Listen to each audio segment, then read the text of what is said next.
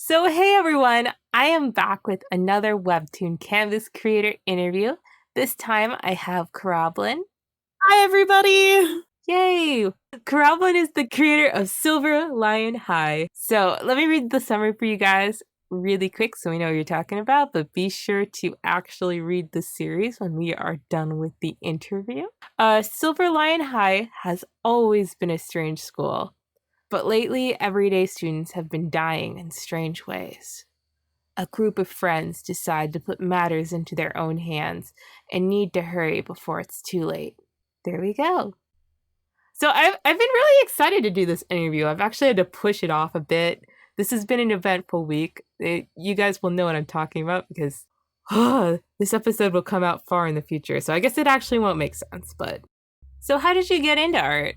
It's actually quite a funny story because I feel like most people can't pinpoint the exact day that they did, but I can. As for me, it was sixth grade during Valentine's Day, where we all were making those little mailboxes, and everyone was doing, little hearts, little flowers, and I saw this boy next to me who drew a dragon on his, and that's when I realized, wait, I can express myself through art and like do anything I want, and that's when it clicked. So to dig a little bit farther into that, like, how'd you start exploring art after it? Did you just grab some printer paper?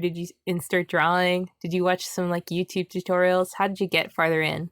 At first, the first thing I did was I went to the dollar store, got the first paper pad I could find, which happened to be tracing paper, which I would not recommend starting on. Worst paper. I don't know how you like use it artistically in any way. But I would just draw Neopets and dragons and just stupid stuff like that. How'd you move sort of like from that to like more digital stuff then? Oh, I've kind of always been very digitally focused as a person. Ever since like I can remember, my dad worked on not on Photoshop, in Photoshop, restoring old photos. So I kind of always had access to Photoshop and would mess around. And that's when I was like, wait, could I draw on this too?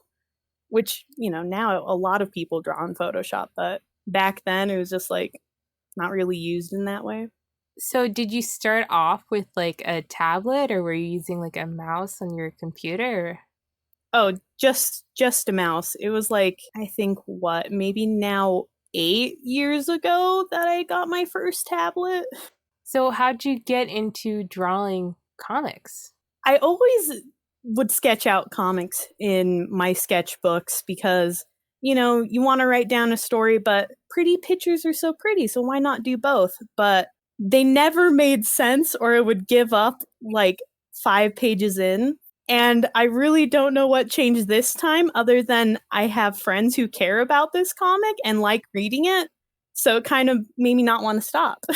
So how'd you decide to start posting on Webtoon then, or like create this series? For going on Webtoon, it's kind of like the most known comic hosting site, but I also post it on DeviantArt also, which like I only get like 3 favorites on each one of the comic pages, but they're the same people, so at least I have 3 solid readers there.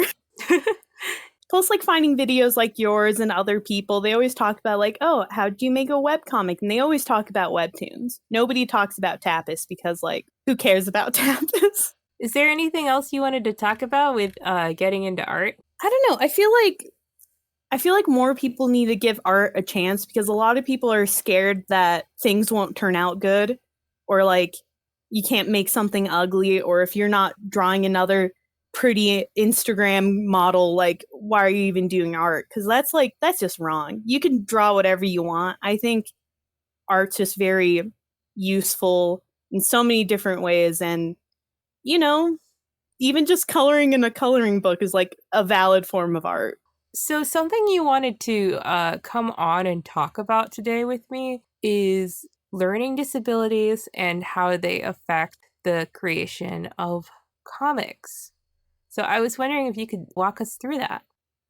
Yeah, so I personally have ADHD. I also have dysgraphia, dyslexia, and dyscalculia, which is most of I call them the disses because they all start the same.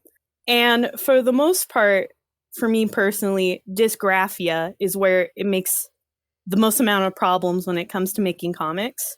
It's not a disability a lot of people talk about because sometimes it can get a little mixed in with the whole dyslexia thing. Because what dysgraphia is it's a writing disability that makes you have really poor handwriting, really poor spelling, and a lot of people with dyslexia also have bad spelling. But the core of the issue is kind of a little different, where with dyslexia, it's like you read something and then after you read it, it gets a little like jumbled up in your head. But with dysgraphia, it's more of you think of a word and when you try to spell it, you just can't think of what letters are in it, and it just never turns out right. The word just isn't fully there. And for me, it comes up in ways like some words I never spell the same way. I could write a sentence that says like, "Oh, people are great because I like people," and people would be spelt completely differently. So when it comes to scripting and being able to put my thoughts down, dysgraphia almost makes it feel like it's impossible. And for many years, I just gave up on telling stories and writing them down because I just thought I couldn't do it. But that's why you get editors or friends to help, because I was able to finally push through that. Something I'm also interested in hearing about is what exactly is dyscalculia for people who haven't heard of that before? Yeah, so dyscalculia is like dyslexia, but for numbers. It can show ways like you read a math problem and like you switch around the numbers, or when you write it, your answer, you might switch the answer around. So instead of 28, it's like 82. But it also has a lot of weirder side effects where it's hard to like for you to understand distance or understand time, like how much time is passing or like how much time you have left in an hour. So it's, I don't know, it's just strange how things can overlap in the brain and just make things weird. Before we go farther into this conversation, I think it'd be helpful to explain to those who may not know already what neurodivergent means. Yeah, so neurodivergence, or well, neurodivergency, being neurodivergent, is an umbrella term for basically most disorders that you're like born with that are atypical, not normal, like ADHD, autism, most learning disabilities. I've heard OCD is also under this umbrella, but I'm not 100% sure on that. I think it's a lot nicer of a term, though, to say, hey, I'm neurodivergent than, yeah, I have learning disabilities. Because I can still learn. It's not like I'm unable to learn. It's just there's hardships when it comes to, you know, writing and reading, which is a part of school and that way of learning. Yeah. Yeah, that's really interesting to think about too, because it's a very recent thing that writing and reading is required to get around in society, like literally within the past 100 years. Like it's been around for longer, but like before the start of the 20th century, not everyone did those things. It's very interesting. One thing that I find almost even more interesting is it almost feels like we're getting to the point where things that when I was little were offered as like tools to help me be able to fit in with being able to write emails or type essays are now like, oh, of course, every phone has a speech to text option. But when I was growing up, that was like a thing you had to pay hundreds of dollars in order to get. So it makes me really to see people have more access to the internet. Definitely. Could you talk a little bit more about that? I'd be interested in hearing how the technology has changed. Yeah. So I think it was back right before I was in middle school where this program, I think it was called like Dragon, where it was really the first speech to text thing that you can get. It was very expensive, and I never got it because when I was young, I just refused to get any assistance because I wanted to be normal. But now it's just like, well, who cares? That's not going to help me. But yeah, so later on, it was like, oh, my spelling's so bad in Word or, with Google, I can't just have something to help me. But now we have things like Grammarly, not sponsored, that can really help out because a lot of people have a hard time really grasping grammar the same way other people do. And I know, like, normal people read a sentence without a comma and it's just like, wait, that doesn't make any sense. But I don't know, I feel like I've never really understand grammar and punctuation as fully most people my age. But yeah, there's a lot more ways people can get help, and there's more resources that are free now. Something I'd like to hear about in this conversation is really like the effect that your neurodivergency has on you making comics. Yeah, so to go into like almost more detail with dysgraphia, I would say my brain doesn't really think in letters. I can think in words. Like I can imagine a word, hear how it sounds, but I can't think of how it looks. So there's a lot of times where I'll finish typing out my comic after it's even been edited, and I go back a week later and like, oh no, there's a typo. How did I not notice this? This is like a completely different word because my brain just didn't register that I spelled something wrong. And it makes explaining ideas in words really hard because then it's just like, oh, I know there's a word that means this, but I just can't think of what it looks like. I kind of remember how it sounds, but I don't know how to type it, and Google won't help me type it, so I'll just explain it really long-windedly, and then my editor will come in and like try to help set the scene more for my script because I like to put reminders of like, oh yeah, this is how they're supposed to be posed and stuff because I write really ahead of where my comic is right now and it being posted. So yeah, for many years I just felt like I could never really actually get my ideas down on the page. And I feel like when it comes to comic making, actually having drawings there really help with being like, oh yeah, I want to explain how this person's feeling this way. I don't know how to make them sound like they are, so I guess I can draw them looking sad. And it really helps with being able to storytell. Which I guess I forgot to mention this earlier, but it's like a really big part of dysgraphia. A lot of people with dysgraphia hate the physical act of writing things down with a pencil to the point where most people with dysgraphia don't like drawing because a big problem with it is fine motor skills are a little hard for us, which makes it strange for me that like, wow, I can draw. I feel like I shouldn't even be able to draw, but I feel like if someone looks at my style, they're like, okay, I can see these lines are a little weird. The shapes are just, I don't know, it makes my style look very unique.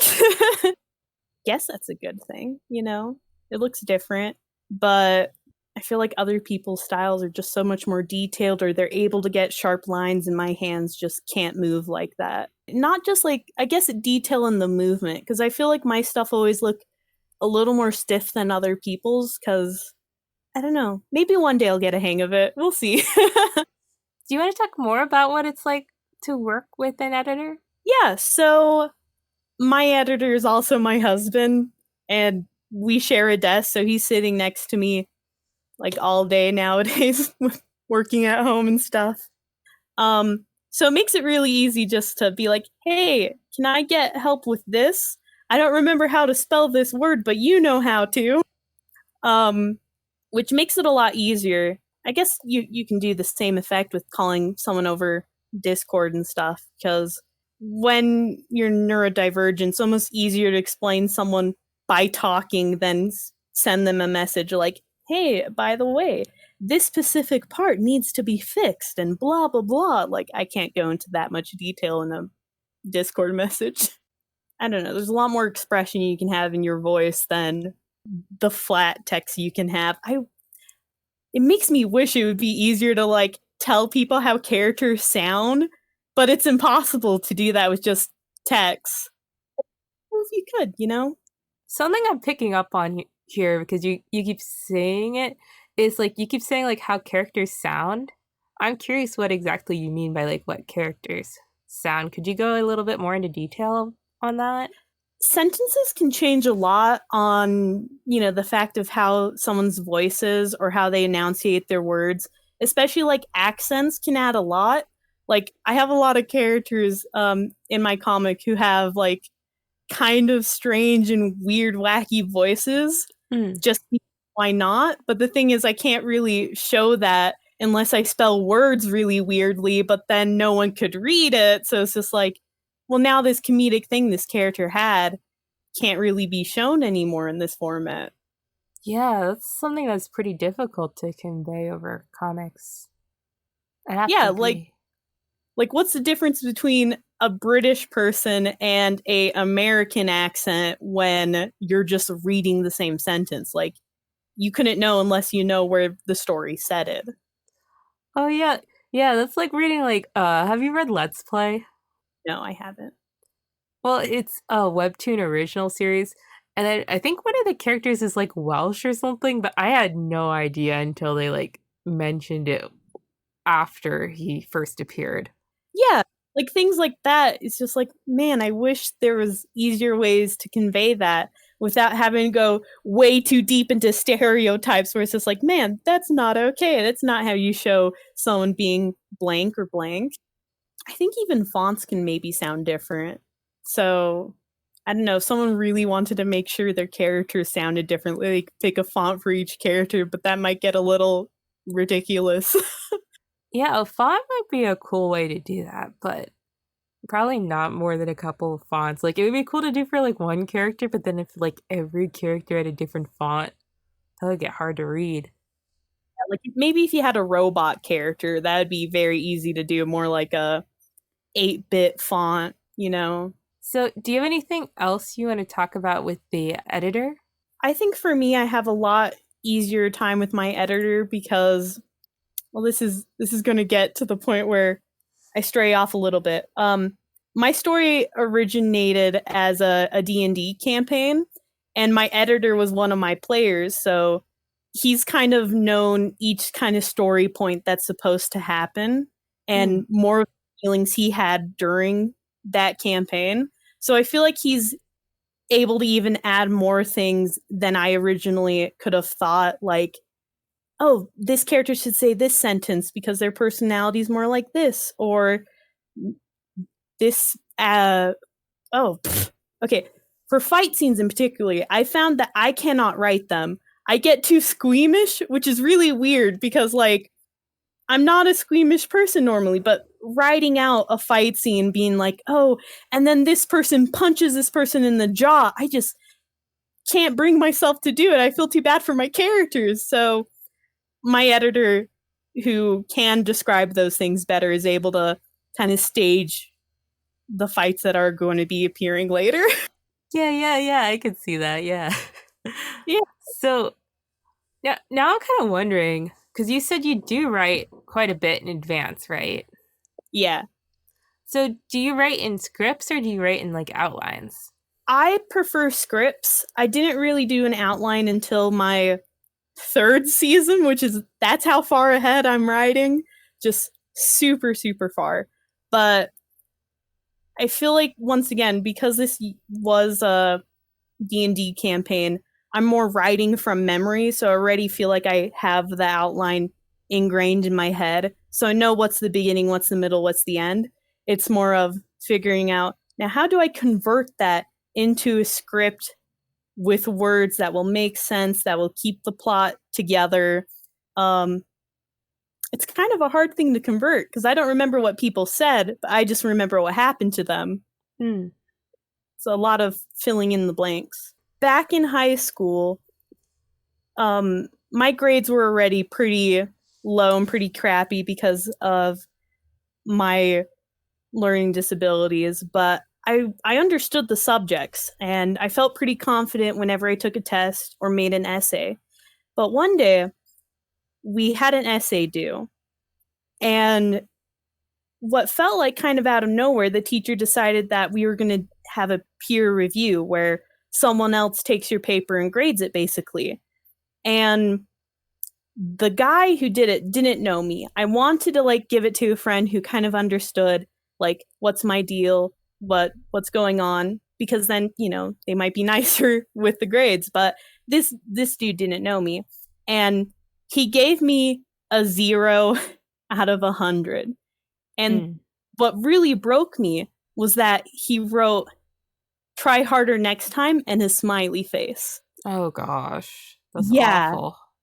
100%. It felt so disrespectful because I know, like, looking back, his view, he didn't know what I was going through. So it probably looked like a really lazy essay, but I worked really hard on that. So after that, I kind of just dropped writing completely. Unless I had to turn in an assignment, I just didn't want to write anymore. I felt too ashamed of myself. And I kept feeling that way until in college, once again, there was another peer review essay, and I was so scared once again that, oh no, I'm going to get humiliated again, and oh, despair. But the girl who was grading my essay was like nice and like understood what was going on, even though I didn't say anything about it. And she was just like, oh, you misspelled this over here. You need to put like a comma over here. And it was just like, whoa, nice people are out there and people can understand, you know, what you're going through without you saying. So after that, I got like a little more confident into writing again. But I was still a little too scared to just let anyone see my writing. Like, I used to not even put captions on my Instagram posts because I didn't want anyone to make fun of me. But as time went on, I realized, like, whoa, wait, this friend I have never made fun of my writing before, and I don't always spell check when I send them a text. So you know what? Maybe I should just give it a shot and beg someone to fix my writing so, you know, more people can understand it. And it took many, many years to get to this point, but I'm really happy I stopped being so ashamed of my own inability of writing like everybody else can. It got to a point where I almost stopped like trying to make friends because I just didn't want people to like see me as weird or know that, oh, hey, you're the person who can't do this or that very well. And it wasn't until 2020 and I really got into TikTok where I saw all these people like talking about having ADHD, talking about being neurodivergent, where I was just like, wait, it is okay to be different. And it's just really weird to say that it took TikTok for me to finally realize that it's okay to be yourself and you shouldn't be really ashamed that you can't do the same thing another person can. Because everybody has some kind of problem on them, some kind of issue. And so, I don't know. I really hope the next generation of kids are less afraid of just being themselves, because it really seems like, at least the kids on TikTok, they're not afraid of being themselves, and I think that's great. Yeah, that is something I really enjoy about TikTok. There's a lot to like judge about TikTok, but TikTok, whenever I go on it, it just feels so open compared to what I experienced when I was younger going through school. Yeah. I got bullied just so much, but I never noticed the bullying. I just noticed that, hey, so and so doesn't want to be friends to me, or so and so kind of talks down to me like I'm a baby or something. Why would that? And then looking back, I was just like, wait, I'm obviously very neurodivergent and I don't act the same as everybody else. Like, oh, I'm biting my fingernails, or oh, I'm biting my pencil while these people are trying to talk to me. It's just like, wait, of course they're going to treat me differently. So once again, it took until TikTok where I realized, like, wait, okay, so this is what ADHD is. Because as a child, they never sat me down and like told me, hey, this is what ADHD is. This is what dyslexia is. They just told me I had those things, but they Mm. never explained it, which I feel like in the long run was really bad because I would do things that I thought was normal, but clearly wasn't. And since I'm unmedicated also, it was just like, man, no wonder not everybody wanted to be my friend. I didn't know that, things I was doing aren't like socially acceptable. Could you talk a little bit more about your experience having ADHD with either, well, I guess either school or with trying to like create something like a comic that takes a lot of focus? Yeah, okay. First I'll go with school. Mm. Um Once again, never been medicated. So I would always be very distracted, very much so like in my brain daydreaming. But I think the height of when it was its worst was in middle school because no one ever told me, like, hey, you shouldn't do this. I made a challenge to myself to daydream during every class and not pay attention to anything without letting people know that I'm not paying attention. And so for months, I just didn't pay attention to things. I wouldn't do assignments. And I didn't know, like, not everybody else was doing that too, because no one explained me that you shouldn't be daydreaming all day. Which now I can look back and, like, whoa, why did I do that? That's so stupid. Um, so I feel like now having more ways to, like, cope and understand my ADHD going back to school when all of this great calamity is over is going to be easier. Especially art school. I mean, with ADHD, it almost feels like a bonus in art classes because then it's just like, oh, you need 50 thumbnails? Okay, I can easily come up with 50 ideas. There'll be times where we were doing figure painting, and we were supposed to spend 4 weeks on one painting, but I would end up finishing a painting every day because it's just like, well, it's done. I don't want to add any more detail. Okay, time for another one. I guess I'll just paint their chest or paint their knee for the next few days. So I would end up having like 7 times more work than everybody else in the class. And in that figure painting class, I was the only one to get one of my figure paintings into the school's art gallery because I was just producing so much more work than everyone else. Hmm. That really falls into like, have you ever heard? I feel like they say this in like every art class, but like they said this a lot in my college when I was taking ceramics.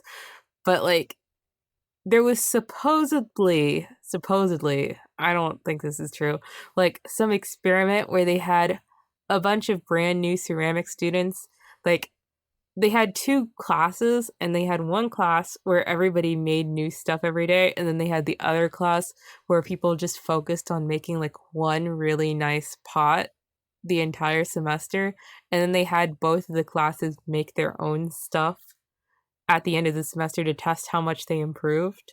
Have you heard that before? No, I've never heard that before.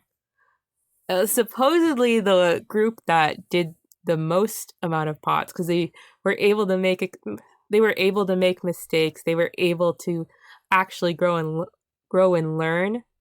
They were the ones able to improve compared to the ones that spent so much time just detailing or just focusing on their first pot. Yeah, I completely agree with that kind of mindset because if I didn't draw as much as I do, I definitely wouldn't really ever improve because a lot of it's muscle memory. Um, and being able to just notice mistakes that you did this week compared to last week and just keep pushing through and keep working on it rather than focusing on that one mistake and just putting all of your energy into that when you can do like 100 more faces and one of those are going to look good and then your next 100 are going to look even better. Yeah, 100%. For me personally, I think the fact that instead of, I know some people get into the cycle of like redoing their first couple comic episodes over and over and over again, but I think it really took me creating as many episodes as I did instead of just focusing on one or two to improve so much. I feel like I phrased that weirdly, but like No, no. yeah, yeah. I guess speaking about comics, what, having ADHD and making comics, what kind of struggles I have, it's quite funny because for me, it almost feels like working on my comic is now my default thing. Like, instead of fidgeting in ways I would used to, I just draw on my tablet and keep working on my comic. But sometimes, that's just not enough stimulation. So I'll often play Magic Arena, which is a card turn-based game that's online. And I'll be having that up on screen, and while waiting for my turn, I'll still work on my comic and just do two things at once. And then that plus a YouTube video. So I kind of just made making my comic the default thing I like to do. Like, oh, I'm kind of bored of doing blank. I guess I'll just work on my comic. And it's been really nice to have something to put my energy into when I feel like there's nothing else to do. Because with ADHD, being bored feels physically painful. Like, there's been times where I thought I was like really depressed when really I just needed something to do. And it's been really nice to have something to do every day that's very consistent. But every page is still, completely different, sometimes different characters, different places. So it's engaging enough, but not like overwhelming at the same time. So I think it would be really helpful to go into tips on how to make a webcomic easier to read for people with neurodivergencies such as dyslexia. Yeah. So for me personally as a reader, the things that like automatically make me go into like two different options of just like leaving or mindlessly scrolling through the comic because my eyes just won't latch onto the words, and it's just like, okay, next picture, next picture, next picture, which is the worst. That's almost worse than just, leaving the comic altogether. So I think some very like big tips is for dyslexic people, lowercase words, or I should say lowercase letters, are a lot harder to pick out from each other because a lowercase a is around the same shape and size as a lowercase e. And like O and U and V, like they're very similar shapes. So having fonts that are all caps tend to be a lot easier to read. The font that I use, I only have one complaint, and that is that the letter D looks a lot like the letter P, which annoys me a lot because one of my characters is Dennis, and you replace that with a P. It's terrible. Oh, yeah, I can see how that could cause some issues. Every time I gloss over, it's just like, oh no, did I really? And then it's just like, okay, no, wait, that's just the font. Oh no. So sometimes you just gotta watch out for like fonts that kind of make some letters look a little too alike. And also, everybody can agree cursive fonts don't work. Oh, I agree so hard. I don't care how cutesy your comic is or how lovey-dovey it is, but cursive doesn't work. Yeah, cursive or any fonts where they get like too fancy with like the serifs or like the little thingies at the end too. My eyes are just like, why? They just look silly and like just nothing to me. A thing I found is that fonts that look a little more handwritten, like Comic Sans, is a lot easier to read. So like Comic Sans isn't the word. It's called Comic Sans for a reason, right? It's great for comics. But more softer fonts like that can be a little easier to read. Times New Roman is like not the most unlegible font, but it's also like not the easiest. Mm. Fonts that are a little thicker with the letters are a bit easier to pick out and read from each other. Another tip I have would be making sure your speech bubbles are like a little obvious about like who's speaking, because if it's not clear, it's just like, all right, I guess I'll just keep scrolling. I don't know where that speech bubble was coming from, cuz I've seen some comics where it's just like, okay, two characters are speaking but they're not on screen. I don't really know who's who because they both have the same black colored font. It's not even like differentiated. So it's just like, all right, scrolling away. Um, I think another important point is to have kind of a visual anchor for people to kind of know when to stop scrolling forever. Because I know a lot of people like using like those gradiated scenes that when you scroll, it's like really pretty. But I've seen some people where they don't really have a line border or a speech bubble with a border around it to be like, okay, now you need to read this. Because sometimes just like, okay, just keep scrolling and then you just get lost. And then it's just like, wait, how did we end up in this sentence? Yeah. I think that's something you can get kind of carried away with. I was definitely a little guilty of that at first, but I think it's something that happens when people get into making webtoon or like the vertical format comics and they get a little too excited with trying to do that kind of stuff and they try to do it all at once in an episode. But actually, most of the time, you do want to do panels and stuff. It really helps with just visual indicators of like, okay, this is where this panel is. Please stay here for a few seconds to read or appreciate what's there. Um, yeah, you don't want people to be doom scrolling on a comic because they're not looking at it. Now we're on the we could talk about how not to show people with learning disabilities in comics. All right, okay. I never felt represented in any kind of form of media when it comes to learning disabilities because, like, one, either they don't have anybody, or two, they show them as the hyperactive boy who's bouncing around and is really stupid, which most people with ADHD I know are not that. I know there's a lot of people like that, but not everybody is. Mm.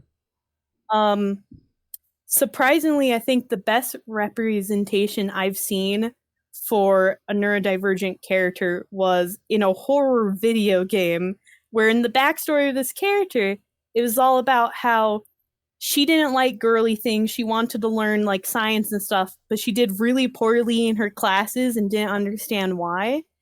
But she still liked those subjects. And it was like the closest I've ever felt to being like having a character that's relatable to me. So this gets a little to the point where it's just like, do you want to outright tell your audience, like, oh, yeah, I'm so and so, and I have ADHD and this and that? Or show it in other ways where maybe a normal person's just like, oh, well, that's weird that they do, this thing or this thing. Oh, why is this character always like doing something with their hands in the background? Because then it's just like, is that representation if other people who aren't neurodivergent can't tell? Because then it's just like, I'm not sure. Mm. But really, I guess anyone can have a learning disability because we're really, really diverse.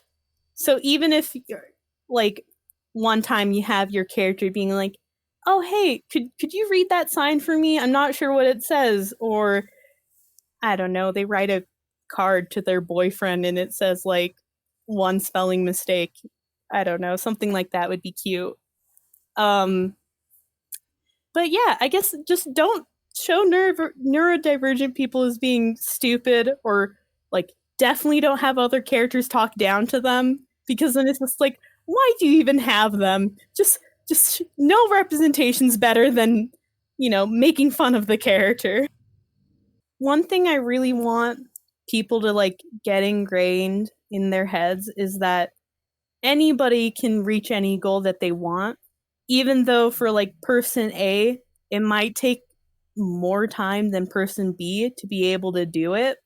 But if you really are passionate about making a comic, about getting an audience, you know, when there's a will, there's a way. And like, I know you can do it. You can figure it out because anyone has a chance, you know? There's so many people on Earth, and sometimes that makes you think, oh, well, why would they want to read my stuff? There's so many other people making stuff.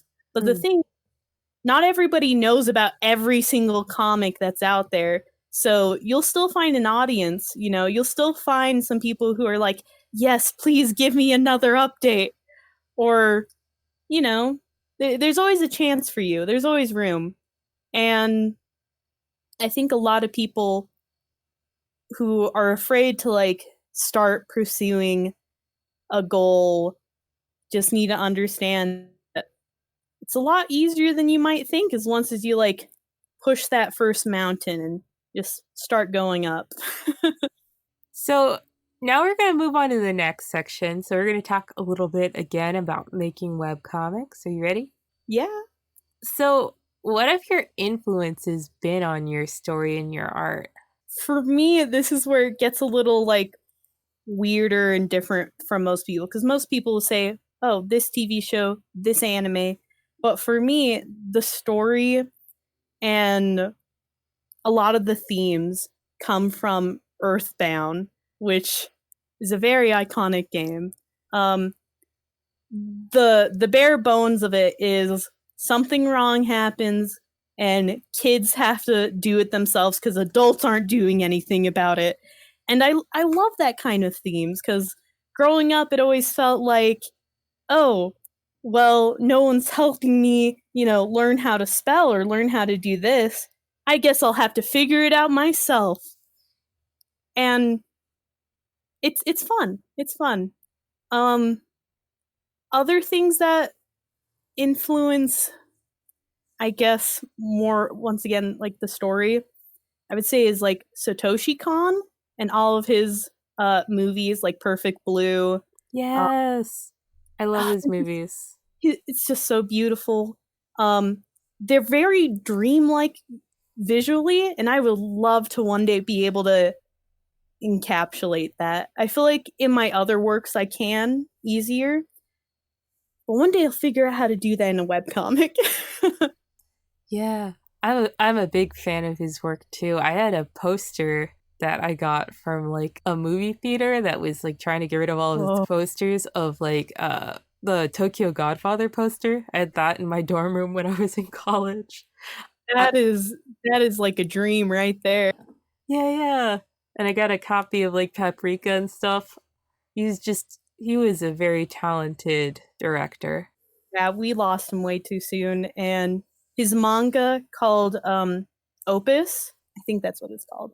Um, he died before he could finish it, but they recently made a new edition of it where it has the last chapters, but only in a sketch form, and it's one of the best mangas I've ever seen visually. The story's really crazy. Like his drawings are just like so perfect. Like if you ever seen his storyboards, like the only difference of his storyboards and the movie is color, and that's it. It's insane what that guy did. I wanted you to explain a little bit your process of creating an episode and what your schedule is like. Okay. So when I make an episode, um I don't really split like, oh, this episode's going to be this long, this long, this long. Like, not all of them are very consistent. I like having them end in a, I guess, like a TV episode would. Like, oh, yeah, this is contained enough where it's just like, all right, now you got your cliffhanger to want to go read the next one. Or, oh, now this little story arc is finished.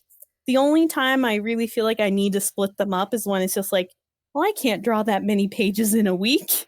Um, which I don't like doing. I don't like having multi-part episodes, but sometimes you have to. Um, After that, since I post them on DeviantArt in a page format, I kind of have maybe about 4 to 6 lines per page. Each page maybe about like 8 panels maximum. And then I'll go later and split them up to make them into the Webtoon format. I think getting a lot better at doing that lately. I feel like I understand the vertical format more. Every day, I try to finish one page and then finish the panel setup for the next page. So I get like 5 pages done in a week, and I don't work on the weekends because, you know, you need to take a break. But sometimes I still do that anyways because just like I'm bored. I want to work on my webcomic. So yeah, it's a pretty good schedule for not getting too overloaded, you know, having like a set of just like, okay, today's only 8 panels.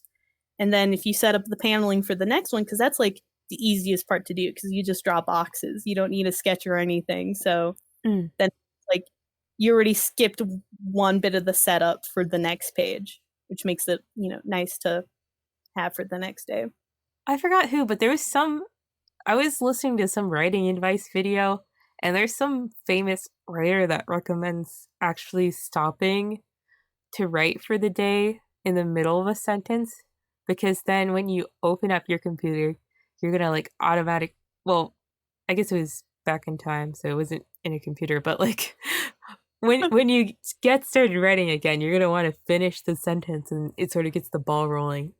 For me, I think that's terrible. I feel like if I did that, I would forget what I was going to finish. Me too, but what would that sentence even be? So I would more recommend, like, if you write episode per episode and you want to do that, maybe stop writing at the end of the episode. For me, I know it takes like maybe 3 or 4 like dialogues to really get into the role of like wanting to keep writing and keep writing. Because sometimes you do need a warm up to get your brain into writing mode and not drawing mode. So let's talk a little bit specifically about your series. I think you talked a little bit about like how D&D influenced your series, but like could you get into that a little bit more? Yeah.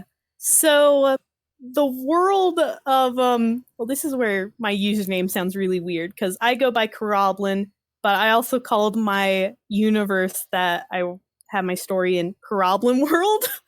And then that's when I changed my username to Koroblin. But now it just feels self-centered, like, wow, you name a planet after yourself.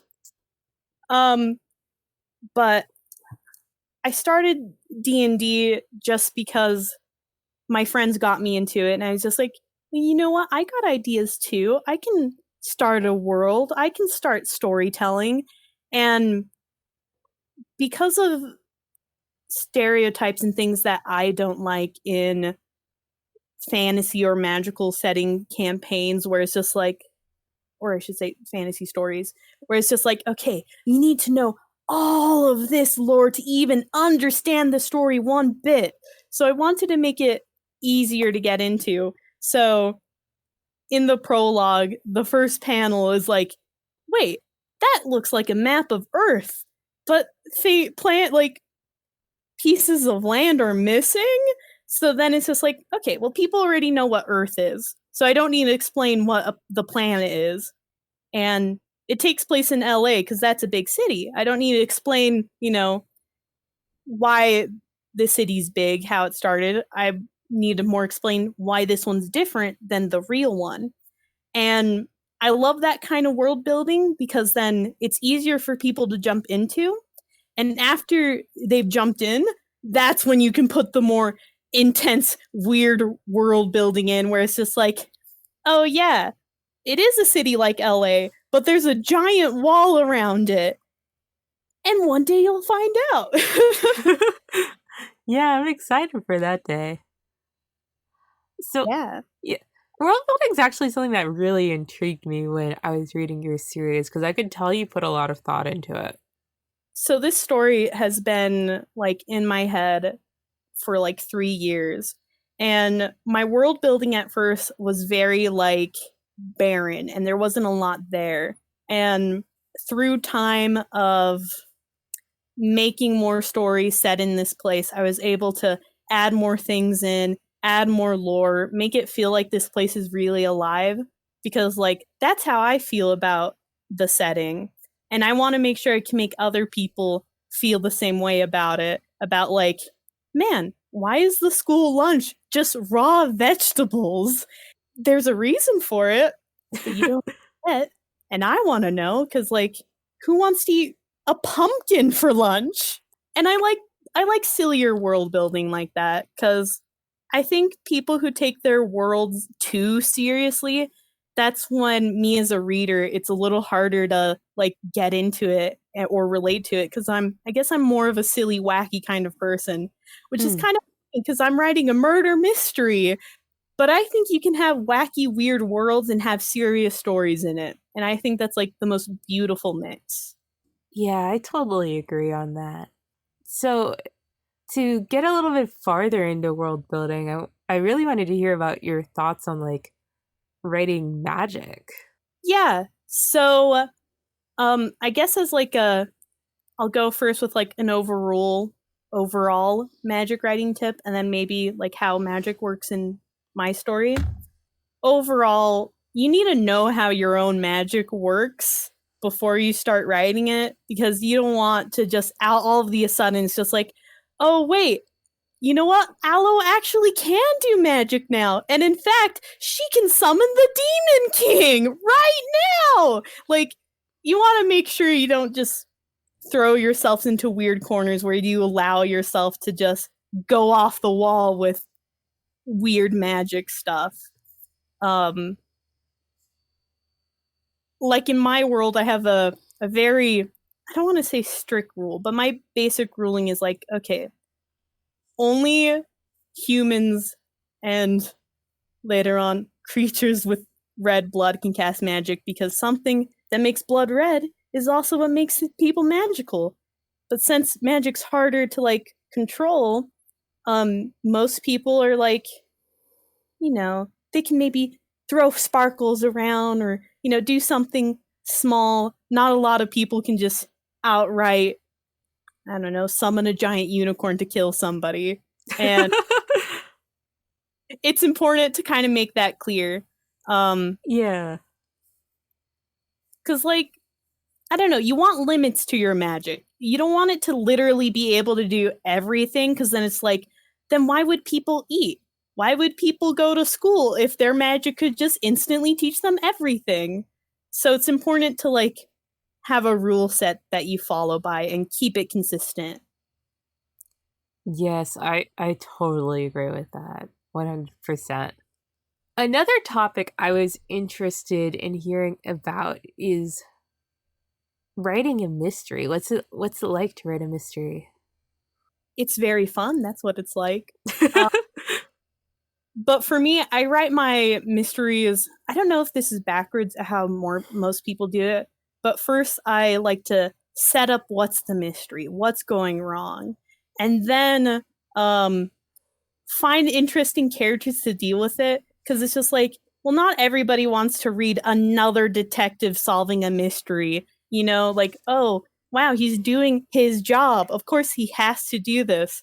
So making characters who would react in an interesting way to this mystery is kind of what makes it more fun because like teenagers are trying to solve the mystery in my story, so it's more like, well, these teenagers, obviously it's not their job, they're not going to be 100% perfect at doing it, but at least they're trying, and seeing them try is what's interesting.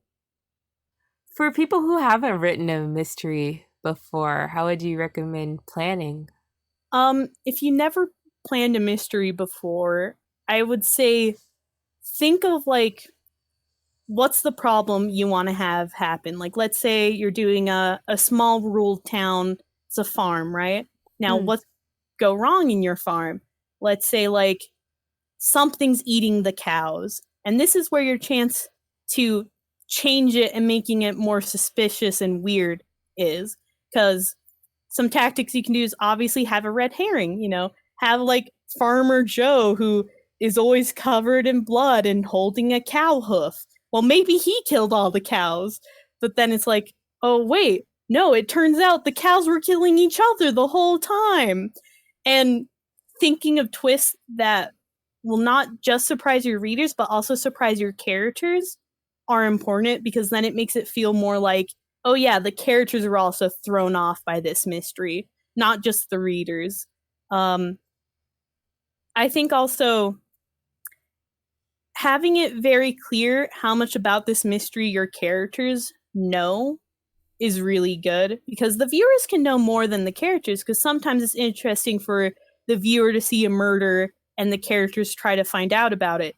But if you all of a sudden say, oh no, character A actually does know that this happened all along and they were hiding it, isn't always fun. It can be done right, but it needs a little more, let's say, like a little bit of a professional touch. I don't want to say professional, a higher skill level touch. If it's your first mystery, don't be throwing weird curveballs. Sometimes simpler is better, because you can still make simple mysterious and weird.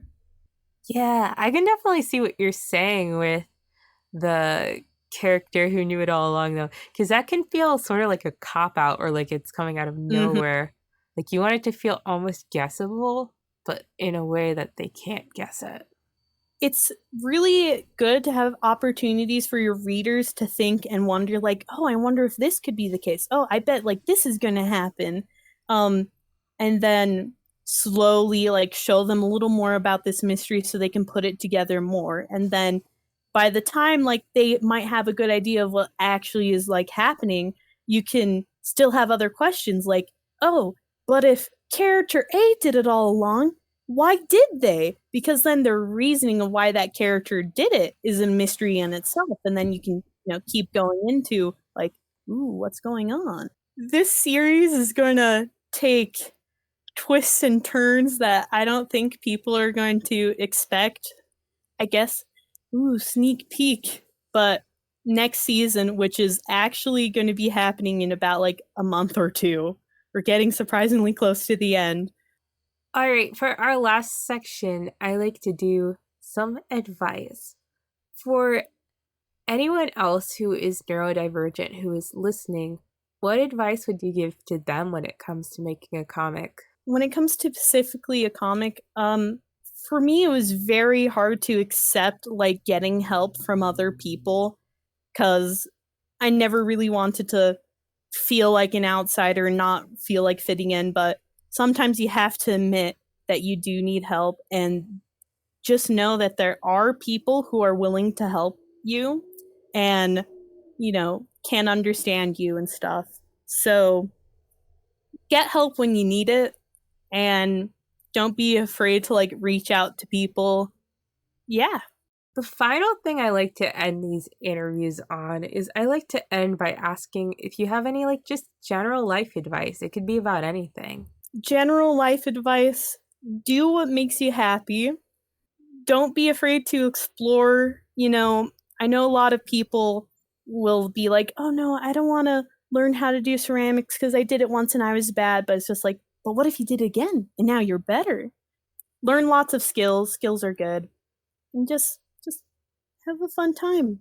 Make friends and not enemies. Yeah. Thank you for coming on. I feel like this interview could really help some people. Yeah, no, thank you for interviewing me, letting me talk. It was a good time. Yeah. Do you want to tell everyone where to follow you?